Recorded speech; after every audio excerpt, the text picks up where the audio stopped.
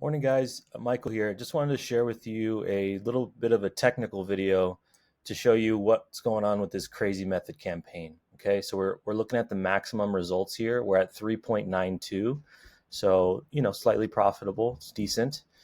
And then if I sort by amount spent, you can see kind of the different ROASes here, right? So 3.64 for the top spender, 7x for the second top spender, 2.29 on the third, and 2.96 on the fourth. Each one of these is an exact copy of the other, and they each have 3 ads inside.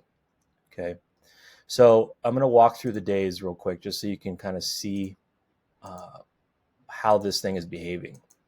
So here's the first day, 1.74. You can see 1, 2, 3, 4. It's staying in this order in terms of spend. So 4 sales, 2 sales, 2 sales, no sales. Next day, number 1 popped off, 4.64. Number 2 got a huge sale, and number 3 also got a big sale. You can look at the purchase conversion values on those. Okay, they got decently big sales. They didn't spend that much. They didn't spend much, and they got a big sale.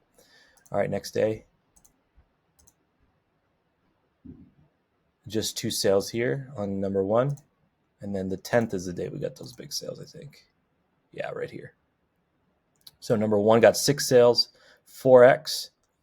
Number 2 got 1 sale, 47x. That was that $600 order. And then the rest didn't get any. And now the 11th, yesterday, first one got 9 sales. And then the fourth one got 1 sale at a big, only spent $1 and it made a $100 sale. And now so far today, I think it's too early.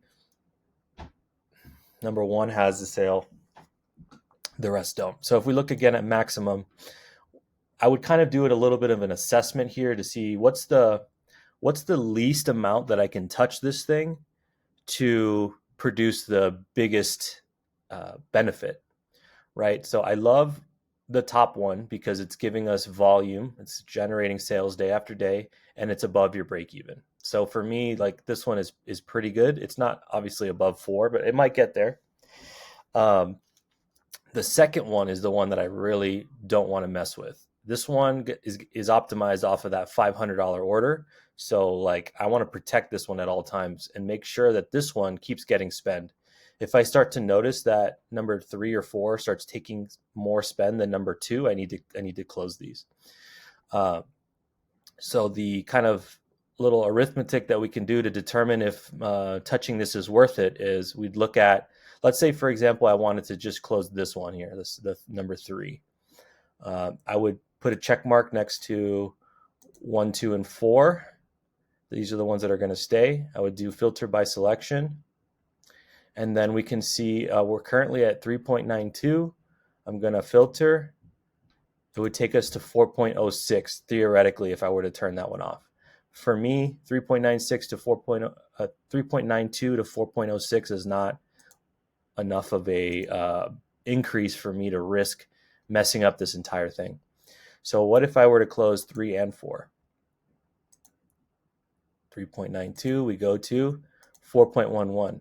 Still not good enough for me to potentially risk losing this whole thing. So that's why I haven't touched this yet. If I start to see some of these lower performers take more spend, I'll definitely close them just to protect these top 2. But this is kind of the game that we're playing here. And overall, it's doing pretty well. It feels like it's getting stronger with time.